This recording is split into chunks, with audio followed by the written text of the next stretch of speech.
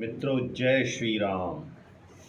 आज मैं लुच्चे इमरान खान के बारे में मैं आपसे बात करना चाह रहा हूँ। अब आप ये सोच रहे होंगे कि मैं उसे लुच्चा क्यों कह रहा हूँ। मैं इसलिए उसे लुच्चा कह रहा हूँ क्योंकि आज से 40 साल पहले इमरान खान जब भारत आया था, जब वो क्रिकेट खेलता था, तो उसने एक टैटलर मैगजीन में एक इंटरव्यू दिया था। और जानते हैं उस इंटरव्यू में उसने क्या कहा था? उस इंटरव्यू में इस हरामखोर आदमी ने कहा था कि हम पठान तो सैकड़ों सालों से भारत आ रहे हैं हिंदू औरतों को भोग करने। Actually he use the word screwed.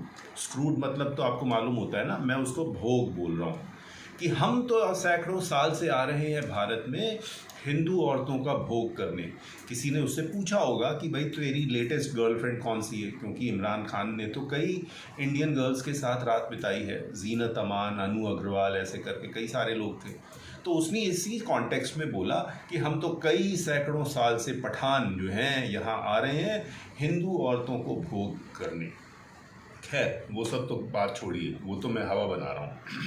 लेकिन मुख्य बात यह है कि अल्टीमेटली इस इमरान खान को अपने पापों की सज़ा मिल गई। आज ही खबर में आया है कि इमरान खान को इस्लामाबाद हाई कोर्ट ने 5 साल के लिए चुनाव लड़ने से मना कर दिया है। ये उसी प्रकार से बात हुई जैसे राहुल गांधी को मोदी को चोर, सारे मोदी लोगों को चोर बोलने की सज़ा दी थी, 2 साल की सज़ा दी थी और कैद दी थी। और फिर बोला था, फिर लोकसभा ने बोला कि भाई अब तुमको सज़ा हो गई है तो अब तुम चुनाव नहीं लड़ सकते और तुम्हारी लोकसभा सदस्यता भी ख़त्म। बस उसी प्रकार से यहाँ पे इस्लामाबाद हाई कोर्ट ने इमरान खान को कहा कि भाई तेरी 5 साल तक अब तू चुनाव नहीं लड़ सकता, और जो तू सेनेटर है, वहाँ की जो लोकसभा होती है उसका जो सदस्य है, वो अब तू वो भी नहीं रहा। ऊपर से इसके ऊपर एक अरेस्ट वारंट भी हो गया, क्योंकि इसको एक तोशाखानी केस में इसके ऊपर इसका 3 साल की जेल की सज़ा भी सुना दी गई है। समझ रहे हैं?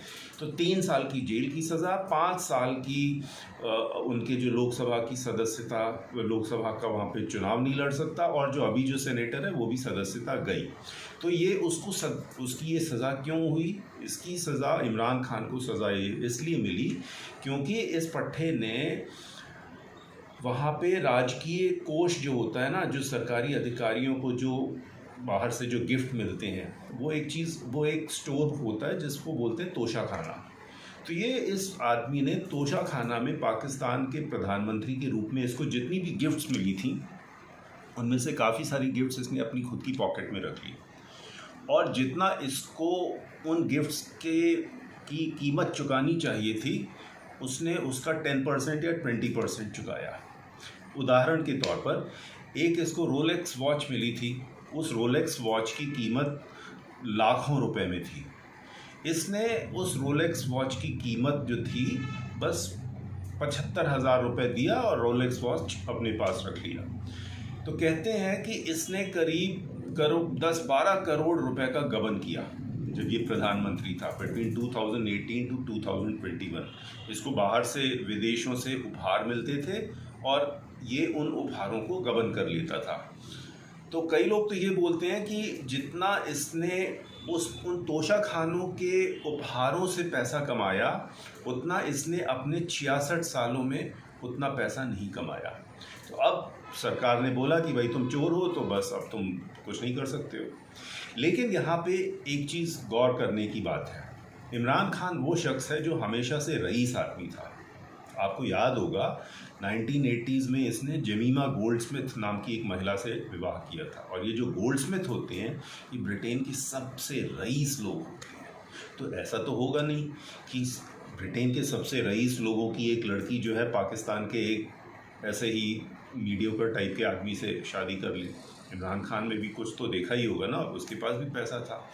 फिर मेरे को याद है जब ये क्रिकेट से जब ये संन्यास ले लिया था, या जब संन्यास ले रहा था, तो इसने काफ़ी सारे देश भर के और बाकी दुनिया भर के लोगों से इसने अपनी माँ के नाम से जो एक कैंसर अस्पताल बना रहा था, उसके लिए फंड्स इकट्ठा किए थे। तो फंड्स भी आपको कोई ऐसे तो देगा नहीं मीडियोकर आदमी को। You need to be good enough rich person in order to get funds. Right. मेरे जैसे आदमी को कोई फंड्स देगा क्या? मैं तो एक यूट्यूबर हूँ। तो कहने का मतलब ये है कि इस बंदे के इस व्यक्ति के पास, इमरान खान के पास पैसा तो है, इसीलिए इसने पीटीआई नाम की एक पार्टी बनाई और प्रधानमंत्री भी बन गया। तो हो सकता है इसके पीछे इसके जो दुश्मन हैं वो पीछे पड़े हों, और अब मैं आपको बताता हूँ इसके पीछे दुश्मन क्यों पड़े हैं। आज से करीब 2 साल पहले इसने एक तरह से बगावत का झंडा बुलंद किया था और इसने पाकिस्तानियों से कहा था कि हम लोगों को अपनी एक स्वतंत्र विदेश नीति अपनाना चाहिए, और वो भारत का भी एग्जाम्पल लेता था कि भाई भारत को देखो, वहाँ पे भारत में लोग अपनी खुद की स्वतंत्र विदेश नीति अपना रहे हैं। वो पाकिस्तान की फ़ौज के पीछे भी पड़ गया कि पाकिस्तान की जो फ़ौज है उसको अपने बैरकों में रहना चाहिए और उसको पाकिस्तान की पॉलिटिक्स में नहीं आना चाहिए। तो ये जो 2 कारण थे, इन दोनों कारणों ने मिलकर इमरान खान का पत्ता साफ कर दिया।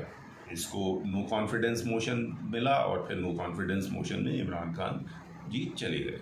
अब इनके खिलाफ कई सारे मुकदमे चल रहे हैं। एक इनके खिलाफ ये भी मुकदमा चल रहा है कि कुछ महीनों पहले इन्होंने पाकिस्तान फ़ौज के प्रति विद्रोह की भावना ज्वलंत की थी। अगर आपको याद होगा 3-4 महीने पहले जब इनको गिरफ्तार किया गया था किसी एक मामले में, तोशाखाना मामले में ही, तो फिर पाकिस्तान में काफ़ी जगह दंगे हुए थे और पाकिस्तानी फ़ौज के काफ़ी सारे ऑफिसर्स में तोड़फोड़ और आगजनी भी हुई थी। और तो और जो जिन्ना हाउस है, जो लाहौर में जो जिन्ना हाउस है जहाँ पे पाकिस्तान का कोर कमांडर रहता है, वहाँ भी पाकिस्तानियों ने घुसकर उपद्रव किया था। तो पाकिस्तान की सरकार और काफ़ी लोग कहते हैं कि इन सब चीज़ों के पीछे इमरान खान है। पता नहीं कितना सही है कितना गलत है ये तो हम नहीं जानते, वो हो सकता है अपनी दुश्मनी निकाल रहे हों। और अब ये बात हो रही है कि पाकिस्तान में इमरान खान के खिलाफ आर्मी एक्ट के मुताबिक भी कानून मुकदमा चले। अब आर्मी एक्ट क्या है? आर्मी एक्ट के मतलब होता है कि अगर पाकिस्तान के किसी व्यक्ति ने आर्मी के खिलाफ कोई काम किया है तो उसको जेल या फांसी की सज़ा या इन दोनों में से कुछ हो सकता है। तो इमरान के खिलाफ ये आर्मी एक्ट का भी एक मुकदमा चल रहा है। इसके अलावा इसके पास ऊपर और भी कई मुकदमे चल रहे हैं। स्पष्ट है कि इमरान खान के पीछे वहाँ की सरकार और उसकी आर्मी पड़ी हुई है।